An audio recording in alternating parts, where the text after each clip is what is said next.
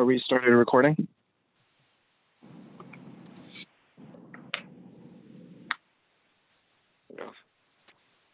Yep, now All right, good evening, everybody. Welcome to the July 2020 Business Affairs and Street Activities Committee meeting for Manhattan Community Board 6. My name is Kyle Thyde, and I'm the chair of the committee. It is 6:38 p.m., and Anton Malner will be taking the minutes for tonight. I'm also joined by Assistant District Manager Cody Osterman and Community Associate Brendan Burke. For the members of the public, you can raise any questions or comments that you have through the question and answer feature of Zoom. If there's time following the committee's discussion, we will field questions from the public. We will now take attendance by roll call. Cody, will you conduct the roll call, please? Okay, great. Let's start with you, Kyle. I'm here. Matt Bondi. Don't see that he's joined. Dan Devine. Nope. Jeannie D'Onofrio. I'm here. Paige Judge. Paige, you need to unmute yourself, but I see that you're here. Youssef. I'm here. John Keller. Here. Kathleen Kelly. Anton Malner. Here.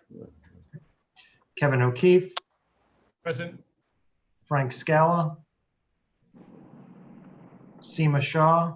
Here. Susan Steinberg. Here. Great, that's 9, and you have a quorum. Thank you. The agenda for tonight's meeting was distributed ahead of time by the board office and is on the screen before you.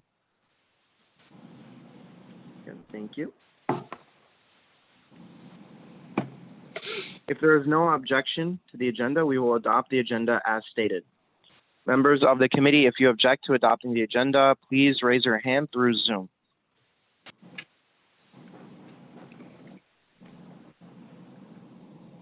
Okay, seeing no objections, the agenda for tonight's meeting is adopted. The minutes from the June 10th meeting and the June 25th meeting were distributed ahead of time by the board office. If there is no objection, we will adopt these 2 sets of minutes. Committee members, if you object to adopting either or both sets of minutes, please raise your hand through Zoom.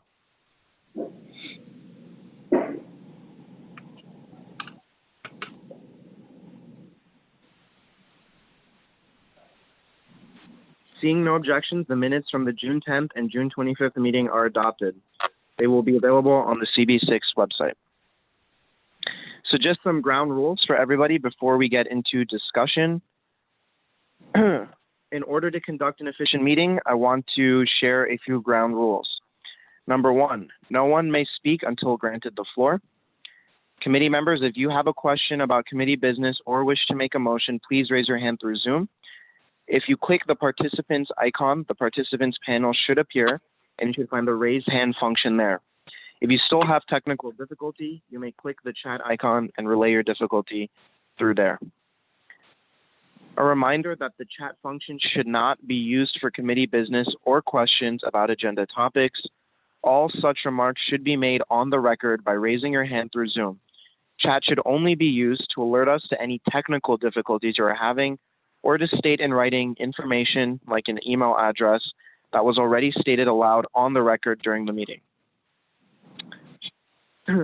When a committee member is given the floor to speak, I will identify you and you can unmute yourself so that you can speak. And last but not least, we are required by executive order to create a verbatim transcript of the meeting, so please keep your questions and comments succinct and germane to the discussion. So the order of the adopted agenda will be followed. We are first joined by Councilmember Keith Powers. I want to thank you and your office for joining us today. And we look forward to the information you're about to share with us. So Councilmember, please take the floor. Thanks, Kyle. And nice to see everybody. And I hope everybody's safe and healthy and doing well, even still during a pandemic and quite a difficult time here in the city. And thank you guys for all you're doing to stay connected and keep helping our community at a time where it's so necessary. And we just need to kind of continue to be able to see each other, talk to each other, and work on some of these important challenges before the city. So thanks, Kyle, for the invite. For folks who saw it or folks who didn't see it, my office had put out a report on Monday that was focused on some very actionable items that the city could take at this very moment to help some of the small businesses and our neighborhood businesses. And whichever is your favorite one, I guarantee you right now, it's probably having a very difficult time, whether it's your favorite restaurant or retail or local store. They're all struggling and facing immense challenges due to COVID. Some had to shut down, some are still shut down, have capacity limits, are not making money the way that they expected to or are used to. But the rents are still due. They still have to pay employees. They still have to do a lot of work. And we have seen, and I think there are some really good and important issues at the federal level, at the state level, big ticket items to address things like rent and labor and things like that. But the reality right now is August 8th we have unemployment that's still up and open, whether we'll expand unemployment. We have PPP at the federal level. That was a big lifeline for these businesses, and there's uncertainty about that. Will we get aid to the city? We're still unclear. We have bills that we passed in the city and the state that have expiration dates. We have an eviction moratorium for commercial that is due to expire. So I just want to paint those picture because there are going to be these big things we need to do, but they're all living in this in limbo right now. So what we try to do is to come up with some new ideas and also collect some of the ideas that are out there that we think are actionable, need attention, and try to highlight them, and also try to point the direction in for the city council members and for state legislatures. So some of the items that their businesses and those who represent them are asking for. And in the council, I just want to start by saying in the council, we have done a number of good items. I believe I was on the record as the first outdoor dining proponent back in April when I did an op-ed in the Daily News. And I was really pleased that we did stand up that program, which has been critical to giving any lifeline here for the restaurants and bars in our district and throughout the city. But we have to do a lot more. And so I'll just go through a few items that we had highlighted that we think are items that we could sort of do, or we should be starting to plan for. One is the city, this is number one item is rent and being able to pay rent right now. And there are, of course, plenty of bills in the council to deal with other issues around small businesses. But the challenge right now is getting rent paid, because there's lots of landlords who are not negotiating or asking for that full rent or not delaying. We've had, I think, about 3,000 businesses that have gone out of business during the pandemic. So they need rent help. I am hopeful the federal government will step in and do another version or extend the terms of the PPP program, which I think was actually pretty powerful and helpful to these small businesses. Some still can't use it. It's due to expire. They're going to do that. We are still going to need to step in as a city and provide and likely provide some business assistance, either to businesses that can't get PPP, some that still might need it, or some that are going to need some other version of assistance beyond that. I'm also not sure what we're gonna get in terms of that. So we are asking for direct aid from the federal government. So what I am saying is, in whatever version of aid we get indirectly, some it's gonna have to go to plug holes in our social safety net in our budget, but we have to set aside some portion of money to be able to put together a program to help either do grants, low interest loans, maybe convertible to grants, or some version of both to make sure we can help these businesses get through the next few months. Even if you're just a restaurant, you're doing outdoor dining, you can't have indoor capacity. When you do, it's going to probably still be 25%. We're facing a long road ahead for a lot of these businesses. So that's number one, is just rent relief. We need to take some money that we get or find a new revenue source, put that into a program. We're calling it the Open for Business program, and make that eligible to businesses. We did a version of this early on, but it was wiped out immediately. We need to do round 2 of that. We need to get businesses, I think we should start with businesses that found themselves ineligible for federal assistance, and also businesses that are likely going to be opening at a much later phase here. So that's number one. That's an easy, that's a hard one because of resources, but it's the most obvious one. Number 2 is we introduced a bill into the city council on Tuesday with Margaret Chin and Gail Brewer, which attacks the commercial rent tax, which is, you guys probably know this, it's a tax that only affects a few community board districts in Manhattan. I think it's only 7 community boards in the city, I should say. It's all those that are south of 96th Street. It's just made up and unfair tax that's been around for some time. We have started to peel away at it, but it essentially represents 4% of your annual rent. That is tens of thousands of dollars for businesses. It can be the difference between being able to pay your rent the next month or not. It's good money to be able to invest in your business. So what we said is, we're not doing a full repeal of it for the long term. It raises a lot of money for the city, but during COVID, let's not ask these businesses to pay it anymore. We've narrowed it down based on the rent you pay. We're trying to get it to the smallest businesses that are paying it. We still may work around some of the terms, but that is a very clear step right now we can take in the city to help businesses that are in our backyard. When you walk out of your house, there are businesses on your block probably that are paying it. Probably some of your favorite restaurants, based on their size, might be paying it. So we're saying, let's get rid of that. It's one easy step we can do. Supermarkets and grocery stores who have stayed open, so that they would be one of the most easily recognizable entities that are paying it based on their footprint and would be able to be to be able to afford it. We're not like giving it to Goldman Sachs. We're not giving it to other renters in the city. We're really trying to aim it towards the smaller and medium-sized businesses. So we put a bill on it, got a lot of good press. We did this whole report with the Chamber of Commerce and Hospitality Alliance. That was the second idea. And the third is the mayor actually put together a program in February that was called Fix It, Don't Fine It, which was meant to be a program where we say you can fix your fine rather than getting the fine, fix your issue rather than getting a fine, except it hasn't done anything. Because of the pandemic, we've seen no outcomes of it, no results.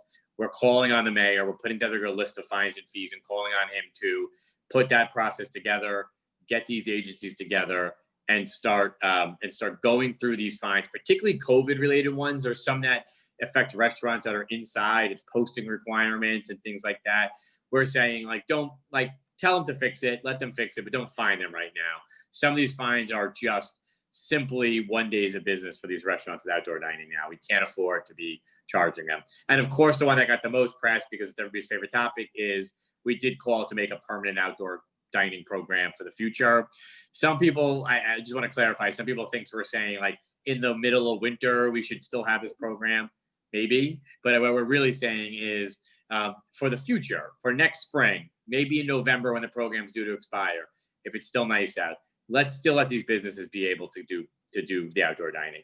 I think certainly we should make it eligible for the end of the year or for the months while we're still in a state of emergency. So those who can figure it out or do it can do it. And certainly on those nice days. But also, I think it's been great. I think it's added to the streetscape. I think it has added character to our neighborhood. I think there are some streets where it just makes so much sense. I don't know if it's been back to Little Italy. You can shut the whole street down. You can open it up and make it public for the restaurants and for people to have walking space and things like that. West Village, Soho, East Village, plenty in my area and Midtown too. That would be good streets to sort of lend and lean into for outdoor dining. So that was the one that got the most attention. We also called for a few other things I just want to highlight. One is one group of people that have been unable to get unemployment is our undocumented workers in New York City. They're ineligible. There is some stuff in federal programs for them. The CARES Act does not offer them unemployment. The city has stood up a program based on philanthropy to get individuals some money. It's just not enough. It's $500 or $1,000 for the whole pandemic. We need to help out those folks who are out of a job right now, just like the rest of us, looking to pay their bills, looking to sort of feed their families, but have not been able to get funding through that. That's a really important one. And we've talked about some other ways to help workers out who have been left out of this economy or sort of struggling right now as well. But we'll send you the report around as well. But this is a good time for us all to be thinking about strategies to help them, to give them a few more months of revenue at times where it's going to be really hard.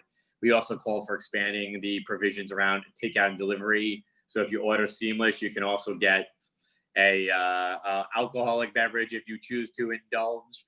Then you can also get something associated with it. So we're trying to kind of take away some of these laws that we think don't make sense, lean into the things that we do make sense, learn some lessons here, and call on the city to do it. Tomorrow we're actually laying out to the mayor that how he should be doing the fines and fees reform. Tuesday we did the introduction of the bill. Yesterday we did a small business petition to support outdoor dining. So we're trying to take some steps in the days ahead to actually lean into some of the ideas around it.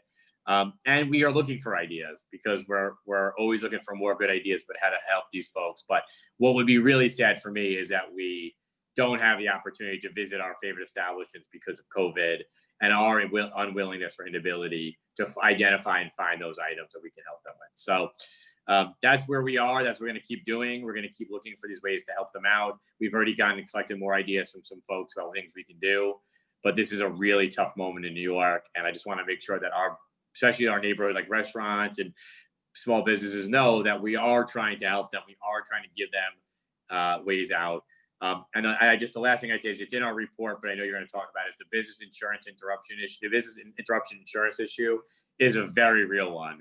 That is the thing that would save a lot of the businesses as well, which is if you allow their business interruption insurance to cover the COVID pandemic, which is excluded in many of their contracts with their insurance company, that would give them a big lifeline too. There is a bill in Albany. I think it's a new version of the bill in Albany.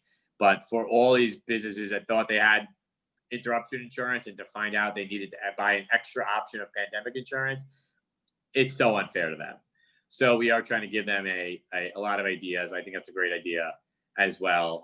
But we'll take, I think, also some federal resources to back up the insurance companies to do that. So that's it. Kyle, I'll hand it back to you. As always, I'm good as a former member chair of this committee. I'm always happy to return and love to see Kyle and all of you in action doing lots for our community.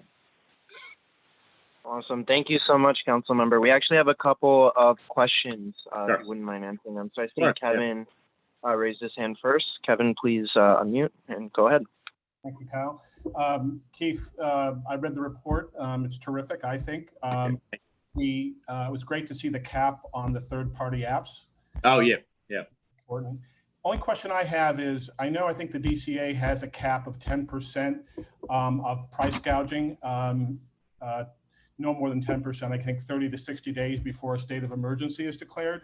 Yeah. Is there any thought, I have her reports outside of CB6 of restaurants raising prices and giving sticker shock to people once they see a restaurant they've been to before a lot higher prices, or at least being more transparent about listing those changes?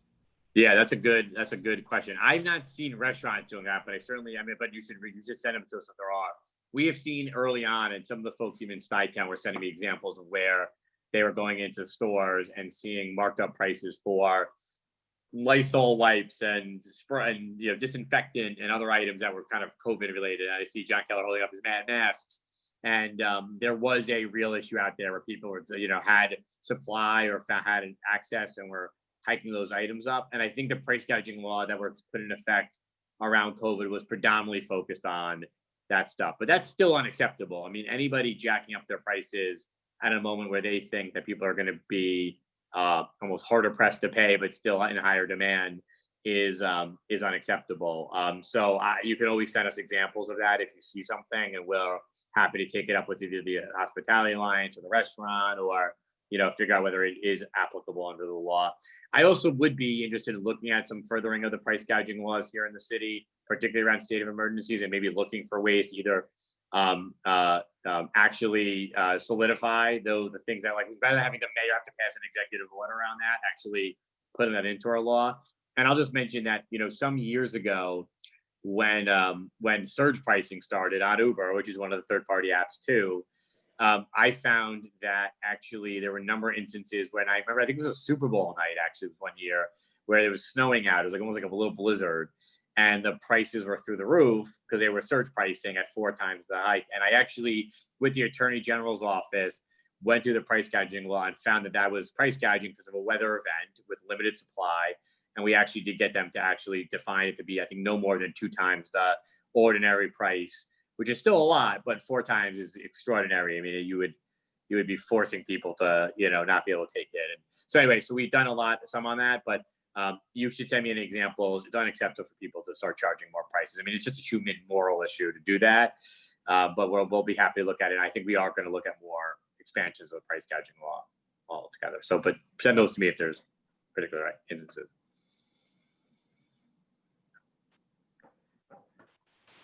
All good, Kevin? I might have been on mute. Thank you, Keith. Yeah, thanks. Fantastic. Next up, we have Susan. Keith, I just have a quick data question for you. Yes. Do you have any idea how many undocumented immigrants we have in this city? I do have that number because I don't have it on me, but I mean, I could probably pull it up. I just had a call at the mayor's office of Immigrant Affairs. I'll get you that number. But what I will too is lots have not been able to access the program we're talking about. I actually even went out and tried to find some private dollars to keep funding it. And that's going to be one of it's due to expire. Oh, it's due to run out, I should say, not expire, in August. So we need to get more money for it, meaning private philanthropy, businesses that can afford to contribute individually, whatever it might be. I can pull that number up. I'll get it for you shortly. Okay, thank you. Yeah. And I just wanted to add, Kyle, because Kevin had raised it, one of the ideas that we had put in, so one of the bills we passed earlier this year during COVID was to put a cap on third-party app services like Seamless. If you're like me and you're both a bad cook and lazy, you order from Seamless, or maybe you're one and I'm both. But if you are both, like me, you rely on it. But we did find restaurants all have different arrangements and different agreements, and some were paying a lot of money over these third-party services. So we put a cap in for COVID. What I think we should be looking at now is two things. And the second one, I don't think anybody's really talked about. One is extending that past the state of emergency or the period where it's due to expire, and give them a little bit more, relief, because takeout delivery has been a lifeline as well with outdoor dining to these businesses. And second is, I do think we should make sure that some of that money goes to the delivery people. If I'm paying for like a delivery fee on those apps, I do think many of us probably have the impression that it goes to a delivery person. I'm not so sure it does. And so we can tip on those options, but we pay delivery fees. And I do sometimes wonder whether it gets to the person who's delivering it, who in this particular moment is braving pandemic, braving weather when it's a bad weather, and other things, and have been really kind of doing a lot to feed us and to get us the food. So, and I think we should extend it. I also think we should be looking at whether there's anything around, helping the people that are actually delivering it as well. But anyway, that's what we're talking about. I'll go to the next question. Sorry, Kyle. Yeah. Mm-hmm. Next up is Yusuf. Yeah, really quickly to the previous question, I think the estimates are somewhere between 550 and 600,000 residents who are undocumented. The comptroller came out with a report on how heavily represented they are in frontline industries like the food service industry and so on. Yeah. Keith, I read the report. It's great. I'm all in favor of it. The question for me is really around local mobilization. So for the local actions that you're proposing, is the biggest impediment at this point. The mayor's office, is the council kind of behind it, and it's really about getting the mayor's office on board? And are there local organizations that you think would be valuable for those on the committee who have connected to mobilize? Yeah, that's a great question. And thank you. The numbers are right in terms of the undocumented population here. And you nailed it. They are essential to our economy, and we're leaving them out of our financial systems right now. I think it's kind of shameful. And I'm glad that New York is stepping in, but we shouldn't have to we're relying on private philanthropy to fill in a gap that's this important. And I don't think any of the financial assistance that people got is probably enough at this moment in time. The extra, the $1,200, the unemployment, it's been good. But as we get deeper into this crisis, I think we're gonna do more. But I'm just really concerned about people that can't access any of that. Yeah, it's a great question. So the couple things. I think it's really, really important, and I was speaking to the former XPS commissioner about this, that there's some way to help pay the rent. And Albany has a number of bills on it. I just don't get the sense they're doing them. So I do try to be a little actionable here versus just waiting for, hoping some other form of government will do it. I do think it'd be, if you have relationships with other council members, or you have organizations that represent workers or businesses, I'd go to even just passing a resolution saying rent is due tomorrow, 2 days from now for these guys, and it'll be due September 1st and October 1st, and we'll keep going, having some version of rent relief. And I don't subscribe that it all has to be grants that don't have to ever get paid back. Like, we could do some low interest loans that, for certain size businesses, that will help them and they can pay it back over a long period of time. But they just need something. I think capital is the most important thing to pay, because PPP, and the one thing that PPP did, I thought it was it did seem to like have a low barrier of entry in some cases. Like it wasn't rolled out very well, but it did be something that you could get access to. So I think that, so that's on that. On CRT, I think we are going to build some momentum. It's going to be the mayor's office around that. And we're going to have to get the cost to be manageable. Right now, I think we have about $20 million for the next quarter. We're going to try to maybe even narrow it down, maybe just a retail, like front, like sort of actually like storefronts to get the price down. But that's definitely going to be the mayor. And then then like the fines and fee stuff is just so easy. It's just like the mayor needs to do something. We're going to try to do a bill on it. I should be frank, but I think that we're trying to get the mayor, rather than us waiting, to just pick up the commission he put together and go out and actually give these guys more grace periods. There's some fines that are discretionary. There's an amount like the low end and the high end, like skew low end.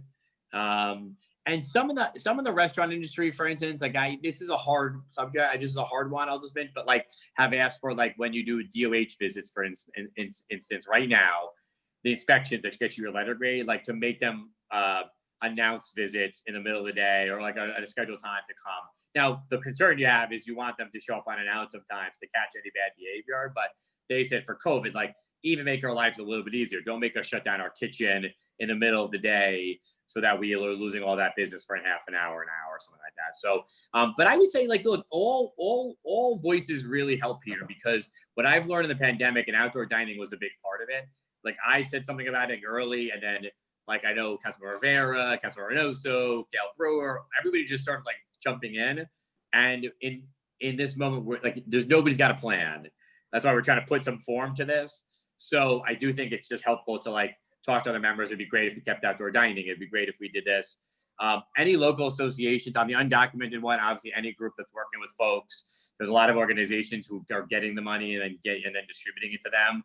It'd be helpful to organize any groups that are helping folks to do something more about raising money for this. I've talked to the Commissioner Moya in the city about maybe to try to drive some like donors to this, because it's a private thing. But the mayor is going to be the biggest impediment here, because he's going to do the right thing, which is to worry about the cost of it. But also I found that we just need a lot of pushing from the council and outside people to get him to do the things we want them to do on almost any issue. So, but council members are a good start just to get them pushing. Thanks. Thank you. We'll move on to Jeannie. And just a reminder to members of the public, if you have questions as well, please use the question and answer function. Jeannie, go ahead. Okay, thanks. Hi, Keith. Hi. One thing that really did stand out, and you mentioned this as well, is the business interruption insurance. And, there was this clause that, hey, you didn't pay this extra premium, whatever, so therefore we're not, you're not covered. And exactly what Yusuf said, I think this is something that local mobilization, like this is something that's like a lobbying issue. Yeah. So I'm assuming the insurers are in Albany right now and wherever else in this country, pushing back on this. Do you know what New York City is doing as far as lobbying to get this legislation through? And when do you think something like this, because this will be a tremendous relief act, and this will come from the private sector rather than the public sector. And I think it's important. There's so much money in the insurance industry that they take responsibility for some of this. Yeah. So there's just a couple things. There was an old bill by Bobby Carroll's assembly member in Brooklyn, and I think it was Andrew Goodhart, the state senator, that required it retroactively, which people really freaked out about because of all these, there's contractual issues and things like that. They have a new bill that says moving forward, you have to start allowing it, which also would limit the scope of money, but would still help these guys out. I would focus on that bill. That bill seems more like doable than the one that's retroactive. And I would talk to, whichever state senator represents you, I would ask them to sign on to it, because I think it's just a totally new version of the bill. You're right. I don't know what the city is doing per se. We have a big question that's before Albany, which is about borrowing money and our financial stuff, and that the mayor has mostly focused around that. I am in full support of it. We have a resolution in the council on it. I believe it's not mine. I'm a co-sponsor of it. I believe we passed it as part of our small, one of our small business hearings. But I don't think I think you're right. I think there's like a lot of issues out there right now, and this is the one that would help the most. And I think their insurance companies industry is just at least the minimum saying give us the money so we don't collapse if that's the case. But I'm not sure. I would be more than willing to work with anybody who wants to do some lobbying around it. I've talked to the two sponsors of it. I said, if you guys need op-eds or just need support for, I'm happy to do it. I don't know if the mayor's state team is up there, asking for it or not. I would say that I don't think they are, but I'm happy to contribute or help if it's something you want to do, and you can reach out to my office and we can figure out how to best organize that. I think it's a huge help for these businesses. All right, thank you. Yeah, I'll do thank you. that. Thanks. Seema, you're up next. Hi, Keith. How are you? Hey, good. Just a quick comment, and I think this has been socialized by this committee before, and I'm sorry if you've already heard of it, but I think in addition to going back to the points around the caps around the platforms, one thing that we've seen happen that's been surfaced to our committee has been a lot of platforms, a lot of businesses, restaurants, like opting to remove themselves off the platform, and therefore their status on the platform, for example, Seamless, changes from, active restaurant to permanently closed. Oh. Which then, the restaurant is actually not closed. They've just opted to not utilize that service or platform. But there's obviously an incentive from Seamless to say that restaurant is closed, and now there, these other alternative Chinese restaurants, for example, in your neighborhood that you could utilize or go to instead. And this, a couple of businesses have shared this with us. So, I'm sure you've heard about it, but, wanted to see if there's any real opportunity to include that. I'll be honest, I had not heard that issue. And if you could send me information on any examples of that, I've talked to these apps in the past. You should send them to me. And if Kyle or anybody has them, I haven't heard that issue. We've heard other issues like they, have created websites for, so they've on their own created websites for the companies. There's been concerns about the charges on phone orders and some other behavior where this is caused, and this is actually some of the cause for some of the legislation we've done is some of these issues. And I think what you're identifying is like at this point in time, you probably want to or need to be on at least some of these platforms to make a living at this point in time. It's additive to your revenue for instance. So I think I have not heard that example. I would be more than happy to address that with any of these platforms that they're doing. Like they should not be saying permanently. They can take them off if they're not on a contract anymore. They shouldn't say being closed. I've seen businesses that say permanently closed. And I was like, oh man, that place. I've even been there. I used to order from there or something. So that would be good to know if that's actually happening. And maybe I had been fooled by that, but send me examples on that. I will definitely follow up on that if that's happening. That seems wrong to say that. It's one thing to take them off, but you shouldn't say they're closed. Right. So we actually passed a resolution on it at our last committee meeting. So Jim Collins had brought the issue up to our committee because he had noticed a local deli that this had affected, and there was actually an article in the New York Times where it affected, I believe it was in Colorado, another business out there that this was kind of happening. Huh. So we wanted to be on the forefront of it. But of course, resolutions can't be brought up to the full board until September, but we can send that to you into your office to see what can be done on that. Send it to me because I've been talking to him on a number of issues just in general about some of the restaurant issues. So I'd be happy to dig in on that one. That seems wrong.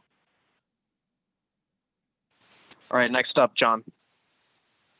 Yeah, hi. First of all, just a shout out to the restaurants, couple of the fine dining restaurants in our area who actually gave discounts on takeout rather than pocketing the money. I think that was really great. Yeah. The question I have, and it's a quandary. I mean, was really disappointed to hear that landlords are not doing anything. Or some of them are insisting now that the 30 days, 90 days is up on payment. I mean, I was talking to a buddy of mine who happens to be fortunately wealthy, and he owns buildings, and he's giving his tenants 12 months to make up for, to pay off missed rent because the interest rates are low, and it's effectively he said, okay, I'll give you a 3 or 4 month interest-free loan, just month by month. Is there anything at all we can do to pressure these landlords to do this sort of thing? I mean, in this interest rate environment, it's actually not it's a smart thing, you know, I mean, because Yeah, people aren't lining up to move into these empty spaces. You know, great question. I mean, look, one would hope that between the sort of like human aspect of having a business that you are the landlord for and understand the plight that they're going, matched with the reality that filling a space in the future is going to be extremely more difficult, and you're going to have to worry around that, you would lead to sort of natural human behavior would be, I probably should come to the table and negotiate. I have been surprised. I've heard some who said I created a sublease with my landlord and it goes from, you know, whatever, April to next January, and that just is a lower rent because they want to keep me in there. I've heard some who've renegotiated, or some who have had landlords who said, we'll like kind of like, you know, figure this out as we go along. But I've heard from a bunch who have not been able, like I talked to one, actually I'm doing a lot around independent music venues too and trying to save them. And I talked to one owner who kind of has a couple bars and venues, and he said that like one negotiated, one they kind of came to some terms on how to pay, and the others he's got no, this was yesterday, he's got no answer for. And I don't understand the economics of it. I don't understand the you might lose his place and then you are in trouble. But one thing we did do is we waived the personal liability provision, which says that if you can't pay the structure, that you independently are then owe the money. And this was one of the places I talked to was living in fear that they weren't going to be able to pay their rent, their landlord would negotiate, and they now would be personally liable. We got rid of that for COVID because we were really concerned about individuals' entire livelihood being put at risk for that. I thought that was a really good bill. We have to probably extend it further. The eviction moratorium helps too, but both of those things still don't get to the issue of rent. It might prevent, and this just goes into the residential sector too, by the way. So I would like to believe that there's lots of good actors out there, but I don't know that we can rely on that. And that's why I do think Albany, who has the jurisdiction here, should be doing, I mean, they've done rent. They haven't done anything really on commercial, but they have done stuff around renters, but then we need more because pain is shared across the board. I recognize that like we have an ecosystem of landlords and that down to the business, down to the employee, but we need to be intervening to stop this. And we as a city itself have limited power in that law, but I don't understand the strategy of some of these property owners to offer nothing and or to offer minimal. And that goes to the residential side too. I mean, I don't want these people to be evicted, and we've done moratoriums, but you are led to believe that the rent's going to add up and they're going to have to pay it sometime in the near future. So yeah, I mean, there's no reason they can't turn these into interest-free. I mean, it just isn't, you know. Yeah, I agree. No, and the point you identified, John, is a real one, which is like we'll give them money if we have it. If we have resources, we would be giving it to them, but we're also paying for something that we would like to see behavior change on. And, you know, I did think there are some landlords who early on were waiting to see what the outcome of laws and assistance would be, who I think maybe somehow change their behavior now, but it's disheartening. And I think there are instances here where we need to change the laws just to make the behavior reflect what we actually want. Thank you. Yeah. All right, so are there any other questions from anyone else? I actually have a question, so as I ask my question, if there's anyone else who has last questions, please submit them now. So regarding the outdoor dining, one of the things that we actually have on our agenda later tonight is about sanitation. Mm-hmm. So one of the things that we've seen is that outdoor dining has been great. Outdoor dining has had a lot of positive change, but there has also been some negative effects of people dining outside. Most notably the sanitation and then the subsequent, rats and other vermin that have been attracted to that. So one of the things that we are going to try and figure out later in the tonight's meeting, but would also love your thoughts on if this is something that's already been considered, is what kind of ideas has there been as we look to extend outdoor dining? Has there been around maybe modifying the sanitation, whether it's pickup or street cleanings or things like that, to ensure that we can do both? So great question. I was hopeful that the pandemic would solve at least one problem, which is rats in New York City, as they had lost lots of options of food here, but we didn't get that. So So I'll start by just saying, like, this program was stood up in very short order. So we didn't have, we had some restrictions, but we didn't have lots of guidance to give the restaurants about exactly how they build it, exactly how, what materials or how they set it up or anything like that. And so lots did it their own way. And I do think if we do something more long-term, we're gonna have to look at a couple issues. One is just street cleaning and making sure that we have ways to do street cleaning as we expand in the future. Two is, you have to forget, you have utilities that still need to get through to the sidewalk that are not able to do their work right now. We're gonna have to figure that. So we may have to offer this in different places at different times, or do limited options, or rotate it, or something like that. Is I just, you know, or just pick some streets and say, like, you're now an outdoor dining street, and it won't be everybody, and it's gonna be challenging like it is now. But it was stood up very fast. It is a real problem. I think one of the things we can do if you make it permanent is to come up with even some plan about how you have to build the outdoor, or come up with some specs or something like that that helps address some sanitation. Also maybe protocols around cleaning and stuff like that. But street cleaning is still a thing we need to get happen on our streets, like the actual, like with the machine street cleaning. And, you know, we'll probably at some point in the future, but I think the difference, we'll probably, you know, actually do some more enforcement on sanitation. But I think the difference is between now and later is now these businesses really are relying on the revenue. If we do this in the future, it would be closer to like what a sidewalk cafe is now, and we'll have to figure it out, and we'll have to integrate it into the streetscape and do more around it. But right now it's hard to do some of the stuff like enforcement on sanitation into that, because they are struggling. This is like, that fine could take away an entire day's of revenue. So right now it's we're a little bit at an urgent moment. I think as we do this and we have the winter and maybe the fall to figure out, like, we could come up, we could basically do an RFP in the city for a outdoor dining module or something like that. And maybe it has, I'm just making this up, like, and require a few different models that they have to choose from, that maybe integrate some way to prevent, you know, trash on the streets or something like that. Like, I think you can be creative. Some folks who were talking last week about, like, if you have outdoor dining, you should have some in-ground vestibule places to put your trash and stuff like that. Like, there's some interesting ideas that just maybe hard to actually implement. But if we're going to extend it, we have to do an actual conversation about how to keep it for the long term. This was a program, I think they had applications open on Friday. By Monday, people were open. So there was purposely not a lot of thought put on it, because we wanted to get these guys open and put money into their pockets. So there is a conversation that needs to be had about that. Thank you. And then we have a final question from Matt. Okay, where's Matt? How you doing, Keith? It's Matthew Bondi. Hey, Matt.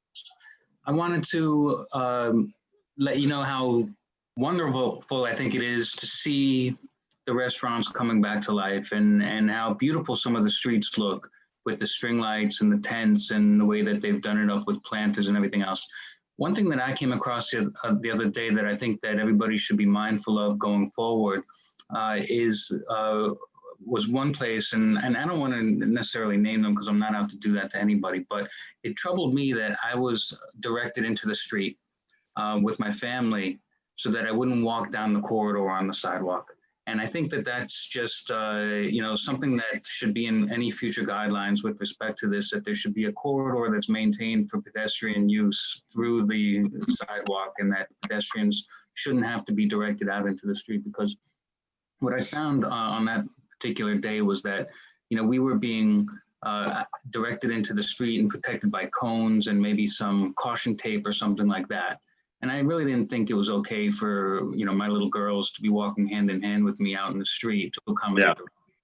So I just wanted to bring that up. But otherwise, I think that, you know, so far from what I can gather, it looks pretty good, and it's nice to see it going down. So yeah, point us to any examples where there might be a real problem. And as we do the long-term stuff, we got to think about how to make this like really part of our streets, not just like sort of an add-in and add-on. But thanks for the comment. And Kyle, I gotta run. I realize I'm 20 minutes late for something, so I have to run. But thank you for giving me time. And read our report. It's on our website, and we just put out a petition. I tweeted it out yesterday. If you want to add your name to it or circulate it, just because we're gonna eventually send an update over to the mayor and the city council members here about. I think we have like 500 signatures already. So we're gonna collect a petition and send it over to our colleagues. So there it is. There you go. That's my, Well, thank you so much Yeah. again, council member. I sent out your report and the That's all. petition to the committee before our meeting. But just want to thank you for joining us and providing that inside information and further for clarification on the great plans that you're doing. But obviously your legacy has been felt on the committee, so thank you for continuing that at the council level as well, and being a fighter for the communities and for small businesses. Thank you. yeah, thank you. Thanks, guys. Thank you, everybody. Bye. All right, so thank you everybody for participating in that conversation. So before we move on to the next agenda items, I just want to propose to the committee, obviously the council member has put forth a detailed report with some proposals, some that we have supported in the past. Does anyone have any thoughts on putting forth a resolution in support of some or all of the proposals that were mentioned? I see Kevin raised his hand. You're on mute, Kevin. Can't hear you. Thanks. Like a motion to this is an outdoor dining. Does anyone else have bad feedback on Kevin's Yeah, line? I'm getting some bad feedback. Yeah. It's coming from Kevin, can you speak again? Yes, I'd like to make. There you go. There we go. In support of the small business and outdoor dining program, including the recommendations in Keith's report. All right, before we second that, I just want to check if Paige wants to second that or has a question. Paige? I want to second it.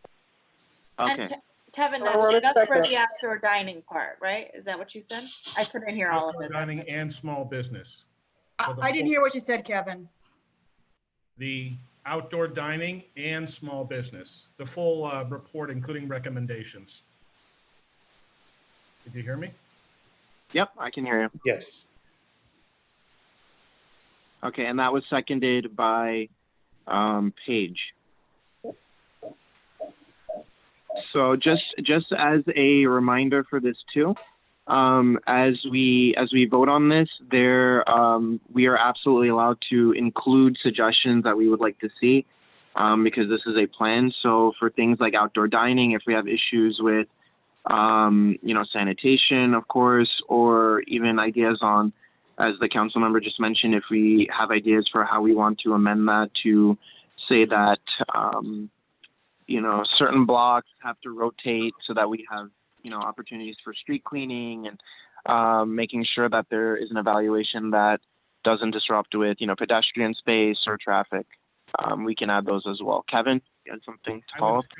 I would like to go back to my point about making sure there's not price gouging, maybe even I'd like to make it in line with the DCA says that you can't go over 10% of pricing from 30 to 60 days prior to an emergency being stated.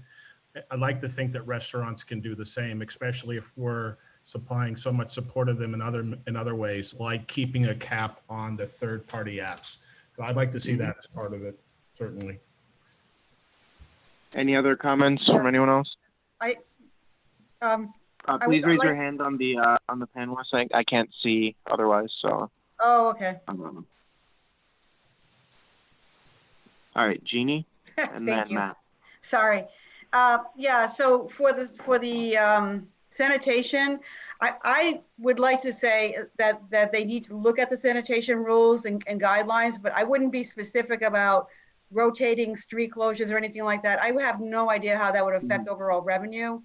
They say, but they have to alternate and, to have a street cleaner come through, and that means, at whatever X hour and how much money they lose. I wouldn't do that, but I would recommend that there has to be a study or some kind of way for them to consider keeping these streets clean, sanitation going through.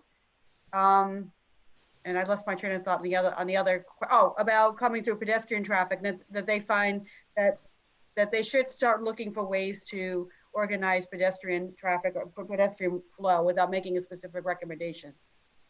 Mm-hmm. Yeah, we don't have to, put forth a specific plan within this resolution on any of that. We could just say that, we want to maintain pedestrian safety and space, as well as sanitation standards and public health standards and something like that. Okay, good, thank you. Because they do, yeah, because they do go hand in hand, right? Because if we do make it permanent, it needs to be accompanied by some kind of plan. Otherwise, then you're catching up to another problem. But Matt? Thank you, Kyle. One thing that I've come to start realizing here with my kids in particular are the potential likelihood that there are going to be a lot of schools coming for open streets as well, for recess and socially distanced drop off and pick up. And I don't think that, as much as I support small business, and everybody knows that I do, that there should ever come a time when the interests of outdoor dining trump the interests of socially distancing kids and giving them a place to play. So there should never be that collision between the two, that students should always, take precedence, and the prospect of open streets for play, recreation, drop off and pickup should always take precedence over any commercial use of the sidewalks or the streets. Thank you. Thank you for that, Matt. Are there any other comments on this? Because I think Matt brings up a great point, which is obviously we want to make sure that we're supporting the small businesses, but as the work is always included, we want to make sure that the community is also being respected and comfortable at the same time. And the hard part about our decision making is we want to, we have to often thread that line of supporting small business, but at the same time supporting maintaining community safety and health and all of that. So I just want to, put that out there. So it was seconded by Paige, and we do have some ideas. And of course, this isn't a bill that we're talking about. This is a plan that's been put forth, and as the council member even requested, this is an opportunity for feedback as well. So now that we have that seconded, Cody, do we have to do a roll call? Yes, I can do that. 1 second. All right, Kyle, your vote? Yep, I'm in favor of supporting Councilmember Power's economic plan. Okay. Matt? In favor. Jeannie? Favor. Paige? In favor. Yusuf? I'm in favor. John? In favor. Anton? Favor. Kevin? In favor? Seema? I abstain for cause because of the comments around insurance with my job. Got it. Susan? In favor. Okay, that's 9 in favor, none against, none abstained, and 1 not entitled. So that motion passes. All right, thank you. So moving on to the next agenda item, Brendan, could you pull up the legislation? So we'll be discussing what actually the council member mentioned about the business interruption insurance. So there are 2 bills, as you might have seen from the primary email that I sent to all of you, that are currently in committee, one at the assembly level, one at the state senate level. Would you like me to share the assembly one or the Senate one? Let's start with the assembly and just review that quickly and then go to the Senate one, and then we can open up for discussion because I want to make sure that public members have a chance to view it as well.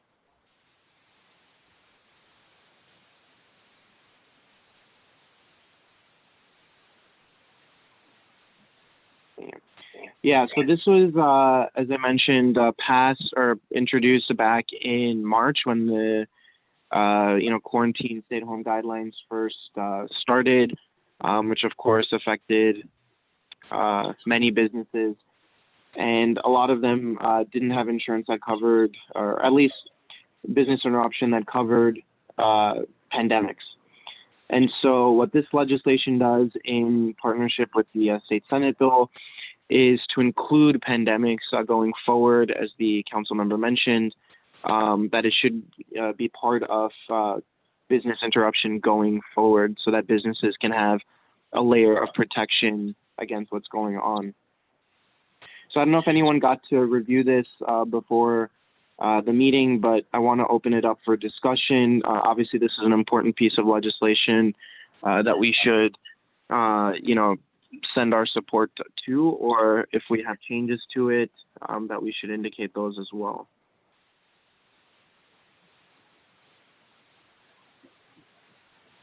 All right, I see Jeannie has your hand up. Yes, thanks, Kyle. There's a lot of legalese or, talking. This, it's hard to read this document. Is there any way we could get somebody to walk us through this legislation? It's hard for me to be of any opinion if I really don't understand the language of it. I mean, I understand the concept, but to put a foot forward on this, it would be great if we could have somebody kind of walk us through it. Sure. Does everyone else feel that way as well? Does anyone have any thoughts on this initially? What we can do is we can actually, we can call in the state senator's office and the assembly member's office to see if someone can walk us through what their thinking is, where it is in the process as well, if that is something that the committee would prefer. John, I see your hand up. When are they going to vote on? They probably want to vote on this in the next couple of weeks, right? I mean, honestly, I don't know because this was introduced back in March. If they hadn't done it initially, I'm not sure, if they're going to push it off. But can we also go to the state Senate bill as well? Sure, just Thank a you, second. Brandon.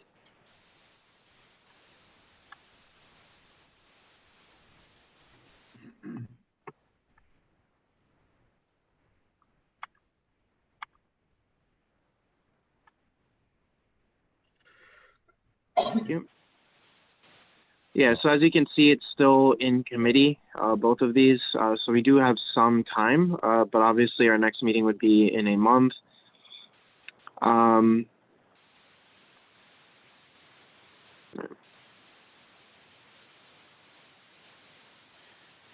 Susan, you had a comment as well?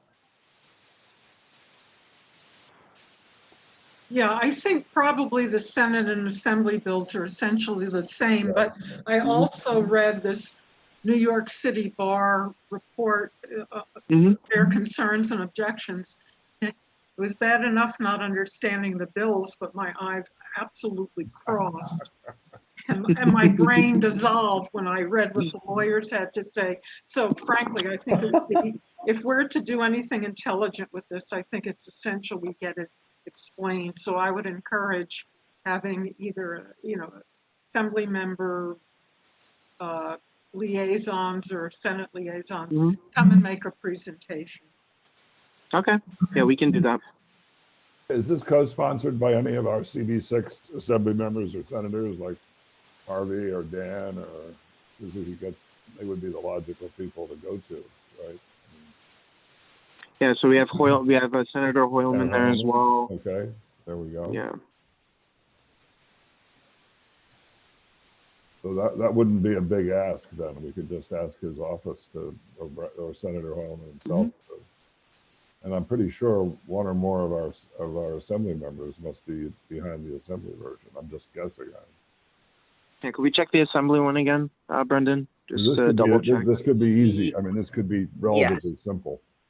Yes, it looked like Epstein was one of the sponsors of the assembly version, but or Dan Port, or either one. I'll go back to it so that we can double check. Or Rebecca Seawright, if she's Epstein's there. Seawright is there, yeah. Yeah.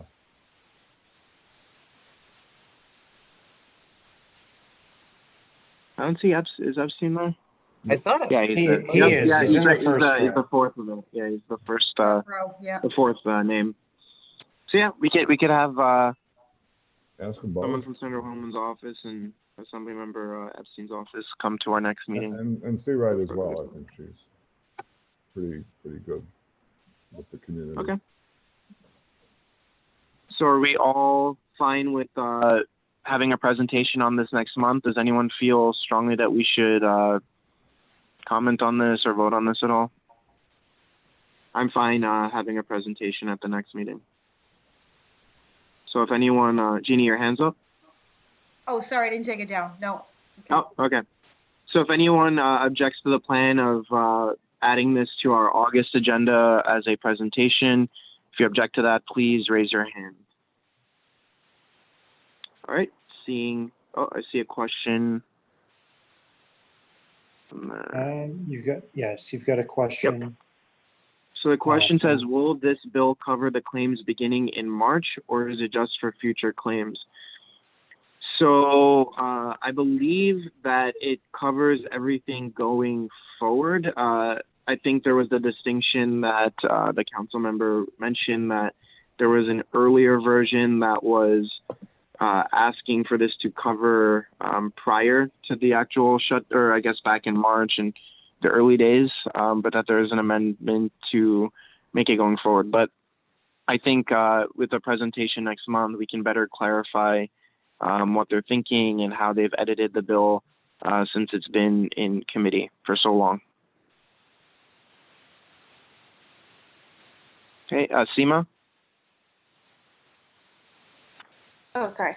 I'm curious, and I don't know if this is actually even feasible, but I'm happy to check into it. Like, so, you know, the DFS, which is the agency I work for at the state level, is responsible for kind of setting insurance rates and, you know, kind of commenting more generally on the insurance industry's kind of concerns and challenges and regulating the industry. So, you know, if it's possible, I'm happy to see if there's some interest from the DFS to kind of share some thoughts, either on or off the record. I'm not sure that there would be or that there could be, but I'm happy to kind of look into that if that's helpful, because I know, you know, we're really concerned about the bankrupting basically the insurance industry, which has, like, you know, obviously a ton of, like, this would be like really kind of messing with their solvency.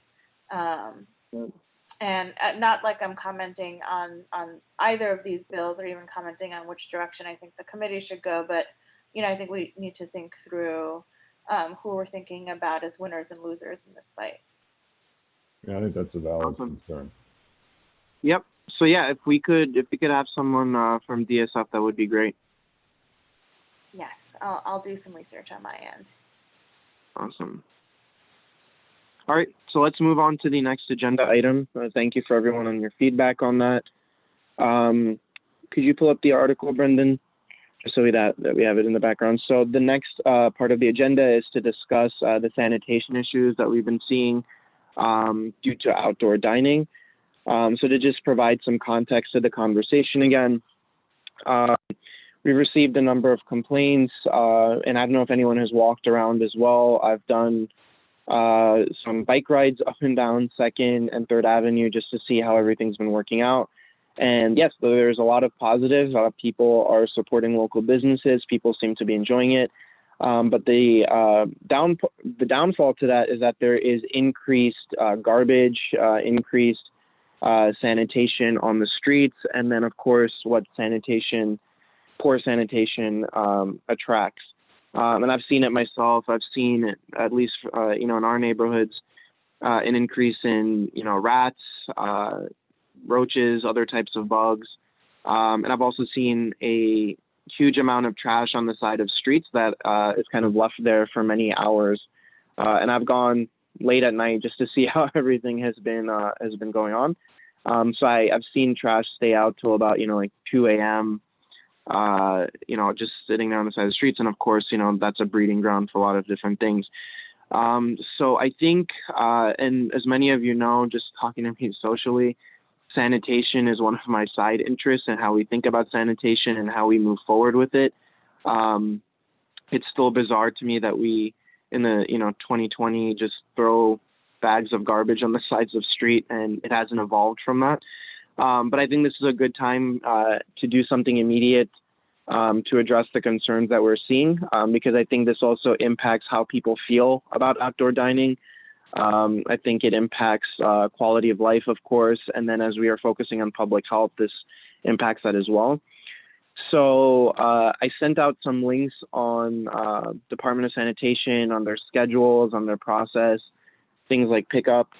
And again, wanted to open it up to conversation to see if there are any interesting ideas people have as to how this could be addressed in the immediate future. I don't think this is the time for some big systemic change in terms of how we think about sanitation, but how we can address what we're seeing from outdoor dining. Because as we initially discussed outdoor dining, sanitation was one of our concerns about, food being dropped out, the increase in garbage. And so we're seeing some of the effects of that. So I don't know if anyone has initial thoughts or experiences on that they'd like to share. I have some as well, but Susan, feel free to start us off.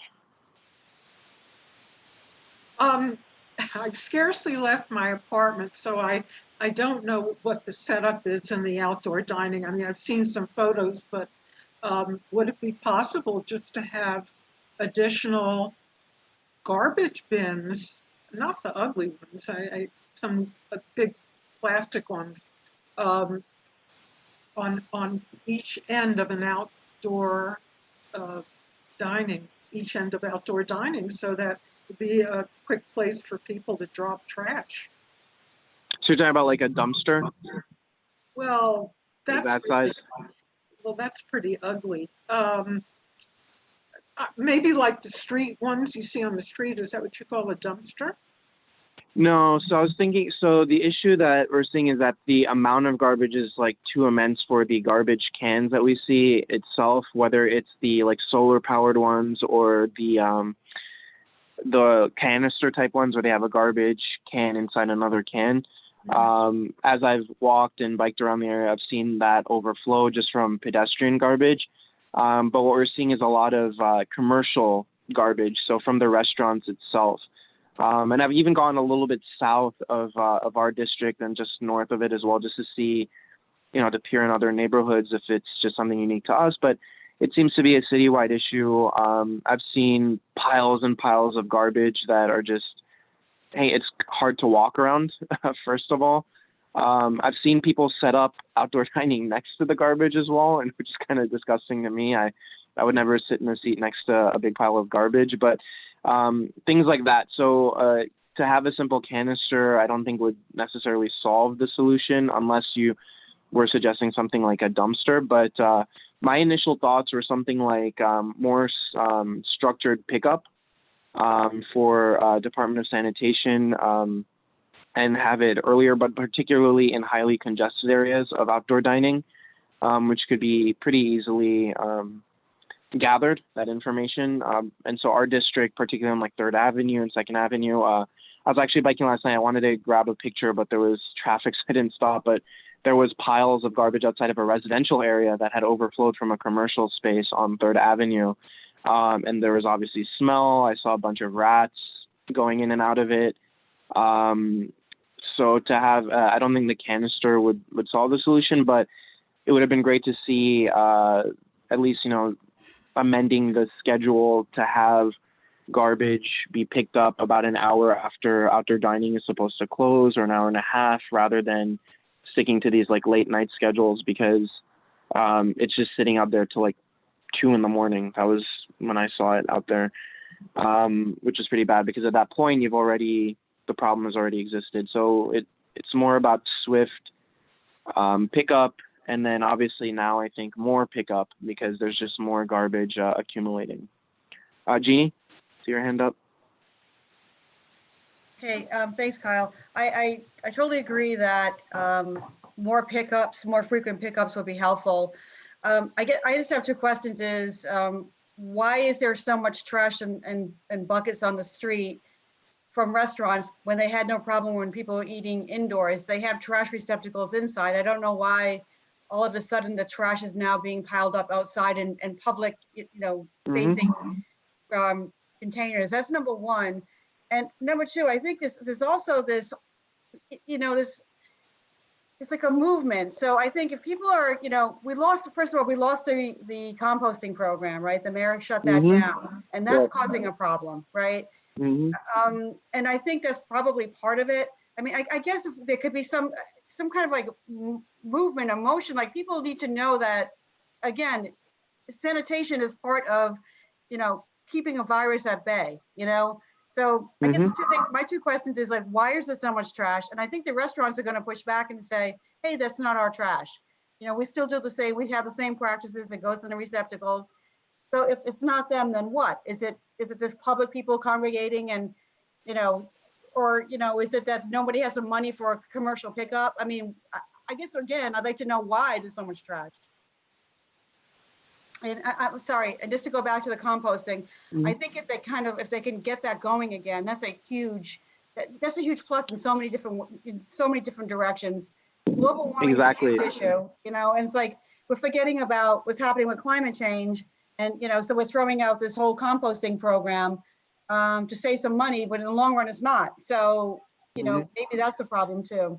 So that's one of the things that I would like to see in a potential resolution if we're doing something on immediate things for sanitation. I think restarting composting would be very beneficial. I think that would actually engage local people as well. Like there might be community members on their block who would say, hey, for the business, if you have, you know, compostable materials, like I'll take it to the compost site. You don't have to do it. I'll do it, which could reduce the amount of trash. I don't know exactly why. I think trash has just always been an issue. I just think it's more apparent right now because there is so much more outdoor activity. I think with the reopening, it's just kind of motivated people to say, hey, you know what, I want to spend more time outdoors. I want to support my local businesses. And so they're seeing, you know, increases in that. But then, of course, that creates trash. I think there needs to be some onus on the businesses themselves as to how they're, you know, collecting trash and when they're putting it outside and how long they're leaving it outside for. But that's, again, open to discussion how we would like to, because again, you know, as I always say, like I like to be proactive. So I want, you know, any potential resolution, if we decide to go that route, to have some ideas about how we can balance this and how this can actually serve as a model going forward for anything that's more substantive on, you know, sanitation measures. But right now I'm just thinking about immediate things because I've received a lot of complaints about it. I've seen it firsthand, and it is an issue. Anton, I saw your hand up. Yes, I do. I think there's two issues over here. One, the business garbage and the street garbage. Businesses have to use private carters, whereas a city picks up the garbage from the corner garbage cans. There was a program on the news the other night that said basically that because of cutbacks in monies, the sanitation department was not equipped to pick up as much garbage as it has in the past. So it's a money problem there. On the other hand, the commercial carters, I think, should be incented to go on a schedule such that garbage is not left 8, 10, 12 hours out on the street. I've seen that in my neighborhood, which is around 56th First. There are some businesses that the garbage is out in an hour or two, and other businesses where they just stay there. And unfortunately, there's no single carter you can go to. You have to incent all of them to work with their restaurants and or other commercial establishments to effectuate a schedule that, you know, you don't leave the garbage out long enough for the rats and other vermin to thrive on it. As far as the city's concerned, it's a budget problem. And, you know, I've seen people are using these corner garbage cans, but if they're not being emptied in a timely manner, well, they just get piled up and piled up. Also, I noticed there are a couple of small commercial businesses that tend to use the corner garbage cans instead of hauling it out with a commercial carter. So I think we have two issues to face over here. One of them is the city's issue in terms of more frequent pickups, and the second is incenting commercial carters to be more efficient in their picking up garbage. The last part is you have business improvement districts in our CB6 area. And I used to sit on the business improvement district for 14th Street, and they were very efficient in helping the city sanitation keep things clean around that area, and we're very proud of that. I think we should reach out to the various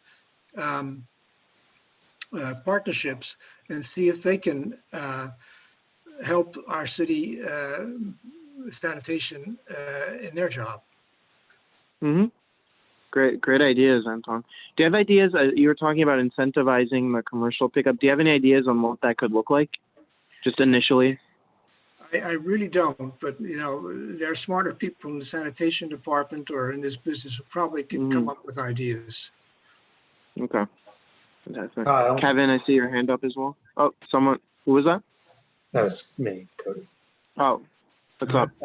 I was going to say that the this board has passed a resolution in support of the commercial waste zones program that the sanitation department, is scheduled to do. Obviously, that was pushed back because of the pandemic, but that will be happening sooner than later, and that would allow for what Anton has just described. If it's a zone and it's 1 or 2 corridors in a zone, that would obviously be more efficient and might allow for the things that he just described. Perfect. And was that the land use committee? I think there was a transportation because, or I don't recall, but it's available on our resolutions database, but I can send it to everyone after this meeting as well. Perfect. Thank you. Kevin, you got a comment? Yeah, I was just going to point out that I believe we're getting a sanitation garage on 25th and 1st, that there might be some opportunities there to experiment with some initiatives, pneumatic tubes into that facility or other things. It might offer us an opportunity to work with them since they're, I guess, do we know they're going to be housed in our district? Right. Do we know if that's happening? Cody, are you aware? The Brookdale project.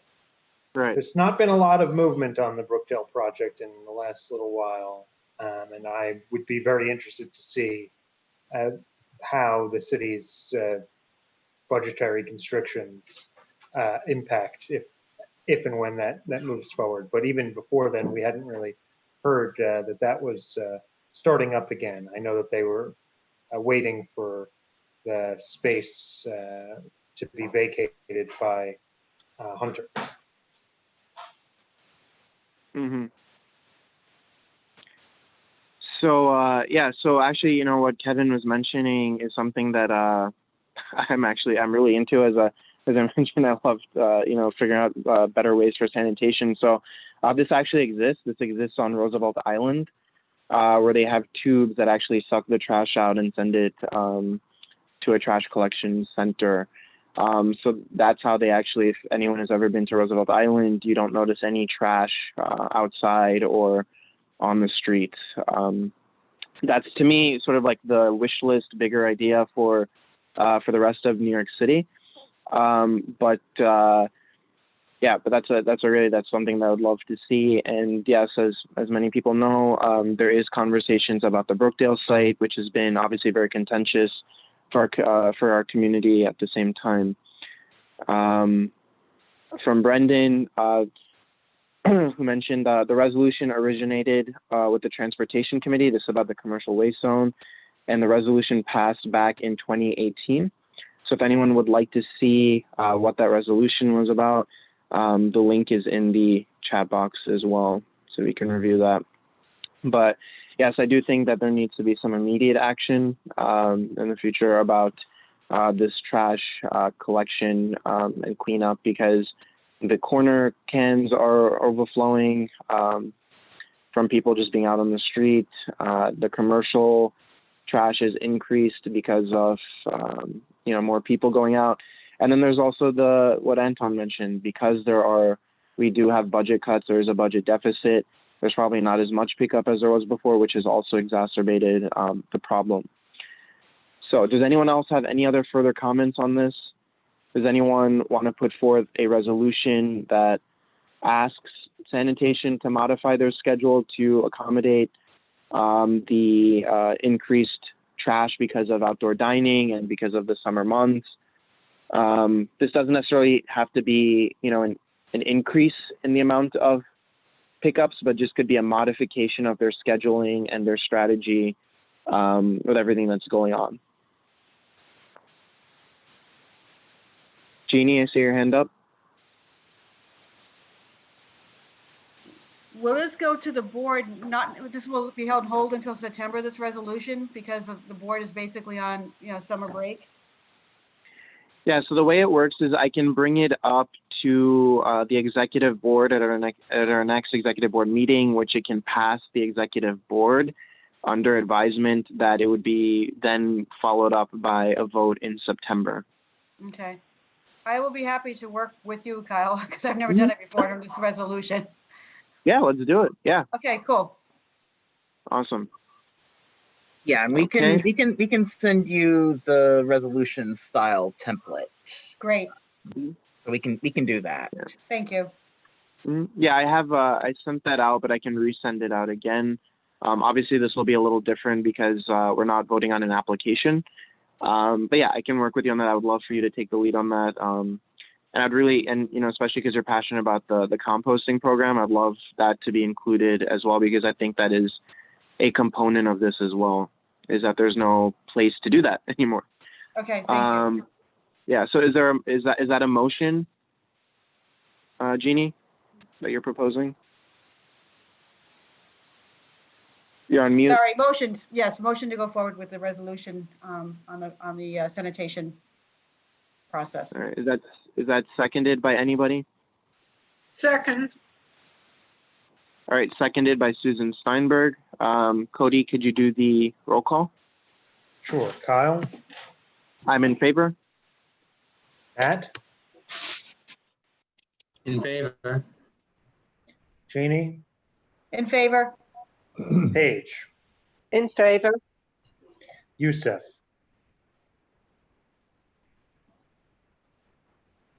Youssef? We'll come back. John? Yeah, in favor. Anton? In favor. Kevin? In favor. Seema? In favor. Susan? In favor. And I'll go back to Youssef. I think you might be having some technical difficulties. Okay, well, you've got, if we count him as an abstention or a non-vote. Sorry, I am back. I'm back. My apologies. I am in favor. All right, Perfect. 10-0-0-0. So there you go. All right, wonderful. And I'll follow up with you, Jeannie, afterwards on moving forward. So thank you for taking that on. Thank you. Oh, thank you. So the last agenda item is about budget requests. So as I put in the email, Brendan, could you or Cody pull up the Airtable with previous budget requests? So of course, we should be thinking about budget requests going forward. Obviously, we're in a budget deficit. Obviously, the future is a lot different now. We're in a transition. And so I think this is a great opportunity for us to reevaluate what it is that we're looking for, what it is that we could support that would support economic recovery and relief. In the past, BASA hasn't really had many budget requests, as you can see from here. It's primarily been on affordable research space and business incubators for the district, which is, has worked in some cases, hasn't, but I really think this is time for us to be more substantial in what we're requesting, because as we've seen from our workload, a lot of the, future development and future ideas are landing on our laps as the Business Affairs Committee and supporting small businesses, but also community development at the same time.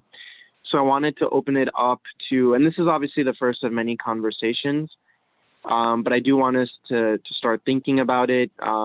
because the budget committee is going to be discussing this as well. And of course, every other committee has a bunch of priorities as well.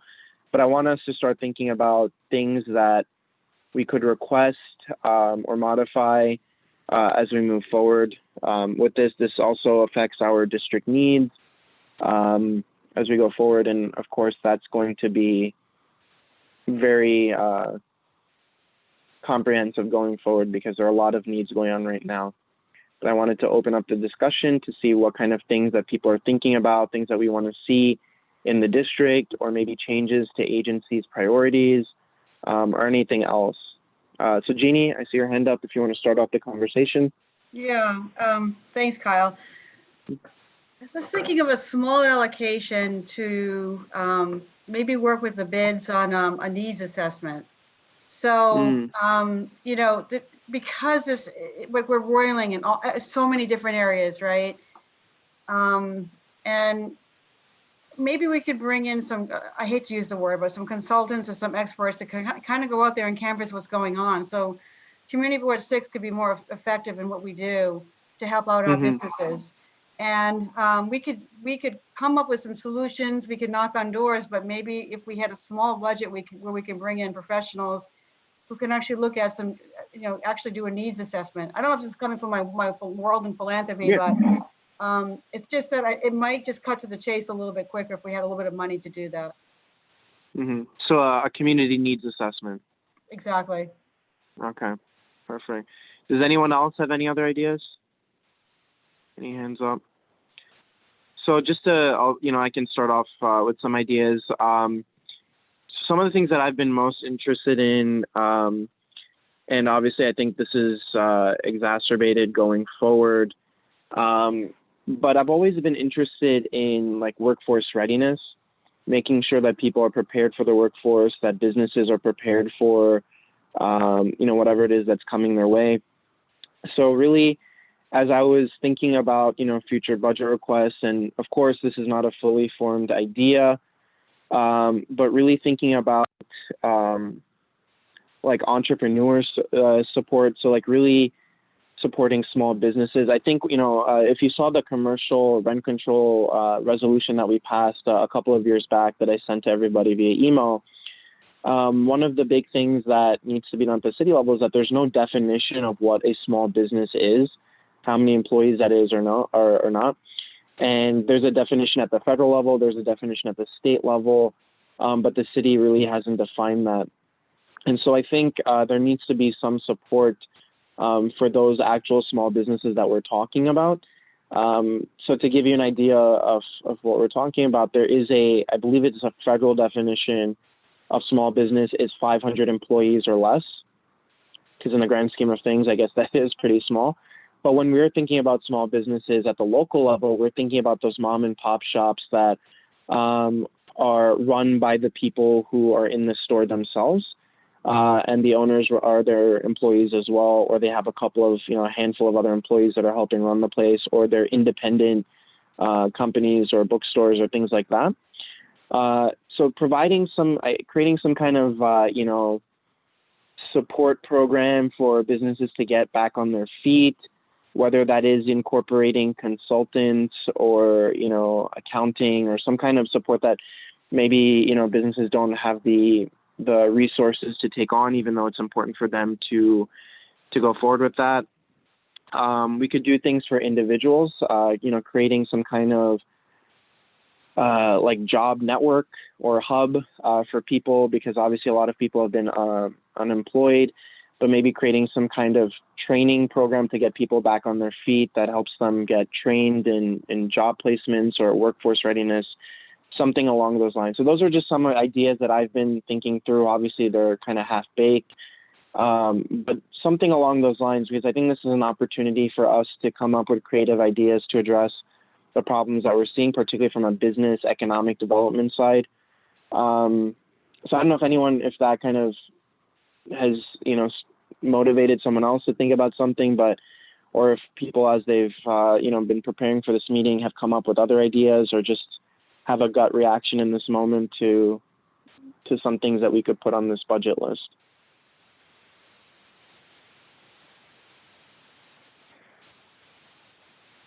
Any initial thoughts or ideas? If you do, please raise your hand. Kyle. Yep. To Jeannie's suggestion earlier, something like hiring a consultant to specifically help us get a better sense of the neighborhood probably wouldn't make it on the budget requests that we submit to the city, but is certainly something that we could, the community board with our budget or with the street fair funds could engage a consultant to help us. The kind of budget process that you have here, I wouldn't kind of produce that the funds in any sort of timely fashion for sure. And if they were even going to fund it, right? I'm not sure what city agency would help fund that, but that is certainly like a good idea for, you all, if you agree to that, could pitch it to the broader membership or to the executive committee about using the budget funds that we have for the office or street fair funds, if it's outside of what we could pay for on the office level for that type of consultant work. No, that's a great point. Yeah, because I also want this to be an idea sharing moment. So if anyone, like, even if you're not sure, just, again, like myself, I had half-baked ideas, just throw them out. Seema, I see your hand raised. Yeah, just kind of building off one of your ideas, I think, and I think this probably falls in the same category as Cody was just referencing, but, if there is a virtual kind of networking, sharing best practices, kind of Slack community that we could either launch or start or support the funding for East Midtown restaurants and retail, I think that would be really useful, just because I've seen in my own kind of, as I'm looking around for resources and things for myself and my own consulting practice that I run on the side, like I've been doing a lot of online research and popping onto a lot of like online networking events. And so, if that's already kind of a priority for a bid or something to facilitate virtual networking, I think that it'd be a really, good opportunity or investment for us. It's a great idea. Yusuf, I see your hand up as well. Yep. This may seem, I don't know, sort of minor or maybe obvious, but I think a lot of small businesses, and this gets at some of the issues that have come in front of this committee, have struggled with just the basic cost of PPE and other things. So, I don't know. There'd be interest in having a, minimum PPE fund, grant program, et cetera, to specifically support retailers who have to buy a lot more hand sanitizer, a lot more masks, a lot more adaptive equipment to make this stuff work. I certainly haven't seen anything aside from giveaways here and there. I think that could be interesting and would have citywide application. Oh, that's a great idea, and that also brings another point is I don't want people to think that an idea is too small or too big. I think this is the perfect time to really get all of those ideas out there. But that's a great point. If we're asking small businesses to abide by certain rules, we also have to make sure that this isn't another incurred cost, unfairly on them to abide by rules. You make sure that they're supported in that as well. But that's a great point. I think another idea could be something just building off our previous conversation, something on sanitation. If we want an increase in the number of garbage cans or compost sites or, further, more frequent pickups, that's something we could bring up as well. I don't know how people feel about that. But I think, there's a blend of that as well. Any other ideas on this as we talk about it now? One more. Sorry, I can raise my hand. Go ahead. if we wanted to even, I don't know, again, I'm just thinking out loud, like pre-purchase like Square or Shopify subscriptions for a number of businesses so that they can transact online. That might be an opportunity to help kind of facilitate, turnkey e-commerce solutions for small businesses. That's a really great idea too. Yeah, no, I like that. I'll put that on the list as well. Yeah, and again, this is an initial conversation. We'll revisit this at our next meeting as well, because as we have each subsequent meeting, I want us to get sharper in what our exact budget requests are and budget priorities. And then, we can get more information about what specifically that looks like, because then the budget committee then puts the district needs together and all of that. So I want to make sure that we're providing the best and most information, but I also want to use this as an opportunity. Again, the city is going through transition, and obviously our local neighborhoods are as well. And I think, a lot of conversations when it comes to reform or, big changes that we need to see often start at the budget level. And so even I think another way to think about these budget requests too is, even if it doesn't, get fulfilled, does it put the issue on notice? Does it put it on people's minds that this is something that we're thinking about, that this is something that's important to us as well? So this is how another way that we can view the budget request is not just practical things that we actually want to get done, but also things that we want to show that are important to us and that are important for our elected officials and for the city to be thinking about in their own processes and systems. All right, so I don't see any more. Oh, I see Yusuf has his hand up again. Yep, really quick, and this was inspired Go by ahead. what I said in a conversation I had with someone at actually Grand Central Tech earlier today, but there's been a lot of thought. There's an existing program called the Neighborhood Challenge Program, which is focused on retail, helping retailers with a lot of their technical needs. And so, again, an opportunity to maybe have broadly a technology fund. It could be anything from helping small businesses transition to taking more forms of payment. It could frankly be allowing them just to do the most basic things to get discovered online, where, there's fewer and fewer people, walking down the street and looking for new places. It's oftentimes trying to plan ahead and figure out, what's going to be available. Demand planning. So there's a lot of folks who just don't really know how many people they're going to expect, and will probably in some cases be overstaffed or maybe understaffed. So another concept to consider. Awesome. Thank you for that. That's a really great perspective and provides great context to this process. All right, so I don't see anything else on this, but I do want to challenge everybody for our next meeting. If people could come in with a fully baked idea, it doesn't have to get into the weeds on every single detail as to how it comes through. But I'd really love for all of us to engage and really use this as a time to think outside of the box, and especially as we are experiencing, the economy reopening, as we see local businesses operating, some of the challenges that we're all facing. I'd really love for us to think more intentionally about thinking outside of the box and using this as an opportunity. So, of course, I'll follow up by email to make sure that everyone is remembering that.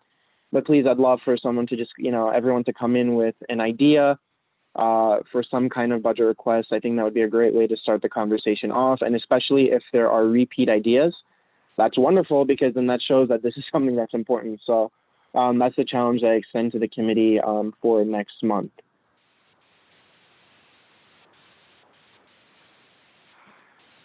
All right.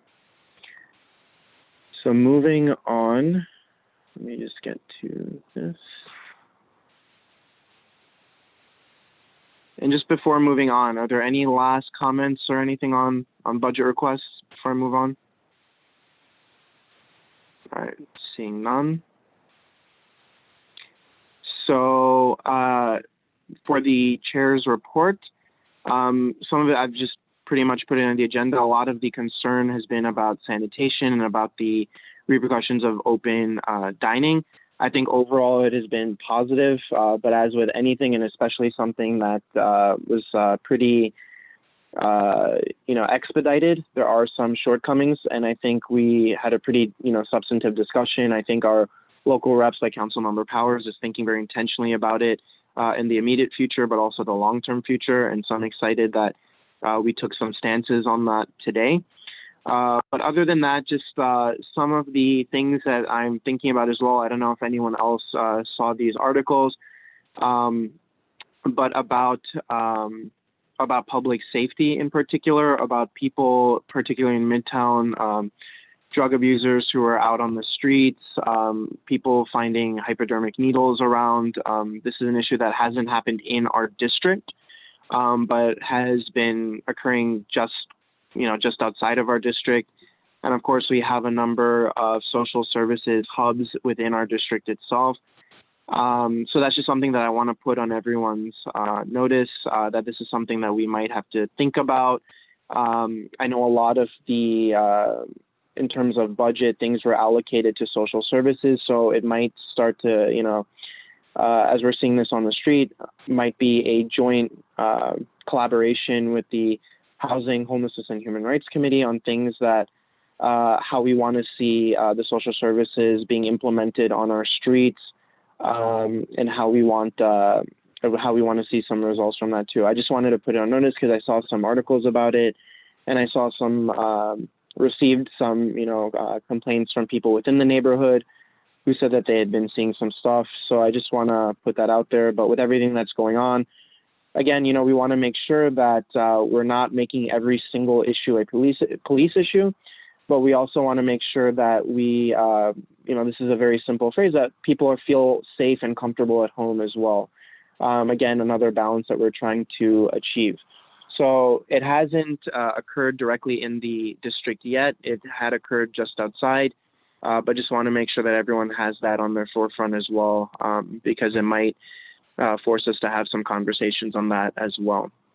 But other than that, I don't have anything else to report. I guess the last thing is the small business workshops that we were doing in collaboration with CB8. We completed our series earlier in the month. It was very successful. We had a lot of attendance. We had great guest speakers, and the feedback was that it was very helpful for local businesses on reopening expectations, but also on consumer education as well. So I just want to thank everybody for their feedback on, each specific workshop that we held, and also for partnership in planning that as well. So thank you everybody on that. Does anyone have any old or new business? I don't have any on my end, but does anyone else do? Please raise your hand. Jeannie has her hand raised, Kyle. All right, Jeannie. Yep. Sorry, I just want to bring something up because I know you have the executive committee meeting coming up in mid-August. But just an incident report from me earlier this week. I guess it was today, Thursday, so it must have been yesterday or Tuesday. I kind of got in the middle of that, what happened on 25th Street with the police, where, I kind of was heading home from work, and I hit this wall of police officers, and I thought maybe somebody was in town. It looked like, they were kind of blocking off the streets. And I watched for a while, and I'm like, it looked different. I've been in the city for 30 years. I've been in so many demonstrations and peaceful marches. I've never seen a setup like this. The demonstrators weren't even anywhere near that. And then, I put on the Citizen app to see what was going on when I got home.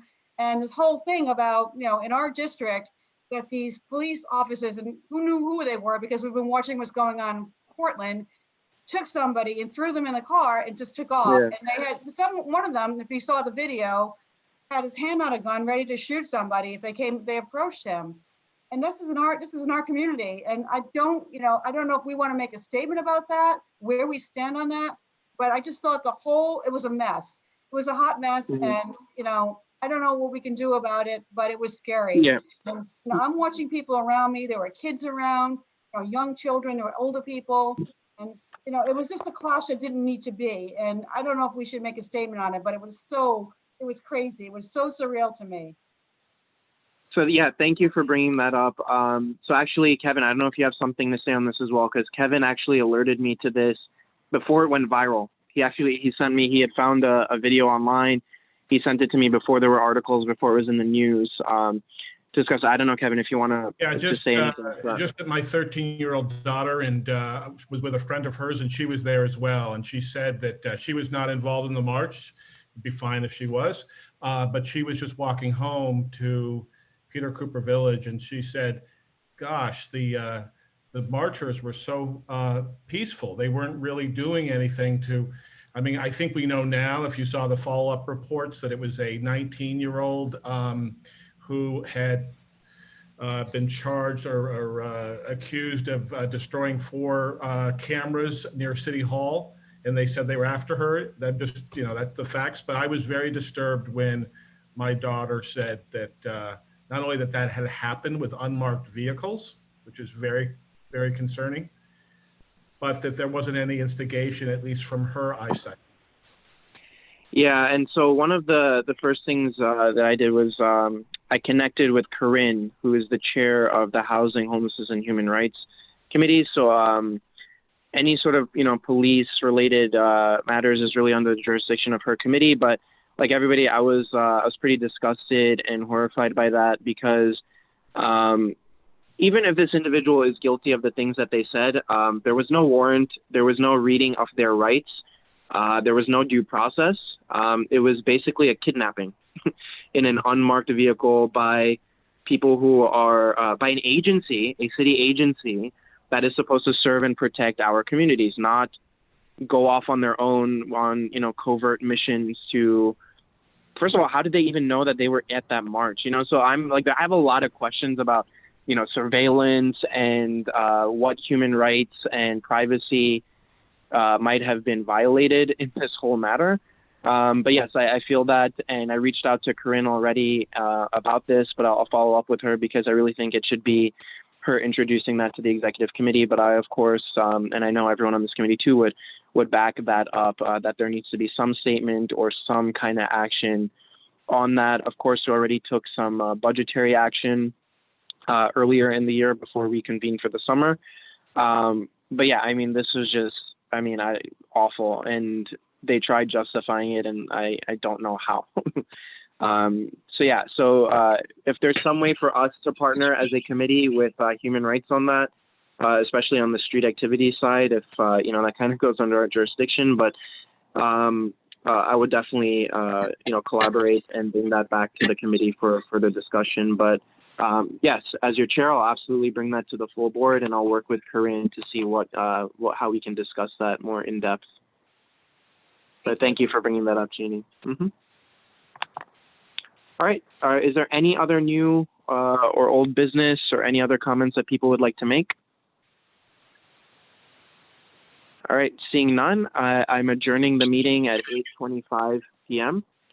I want to thank everybody for joining us, and I say this all the time, but I really do appreciate this committee and everyone on it and your devotion to this work.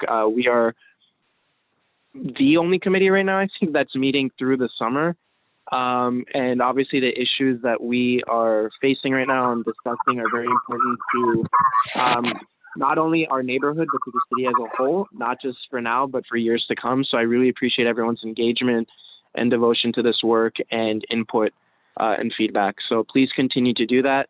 And particularly for next meeting, please prepare, again, some budget ideas, because I think this is, again, really important and really a ripe opportunity to get some things done that we might not have seen in the history of our community board. So let's really maximize that potential and harness that energy and come up with some creative ideas.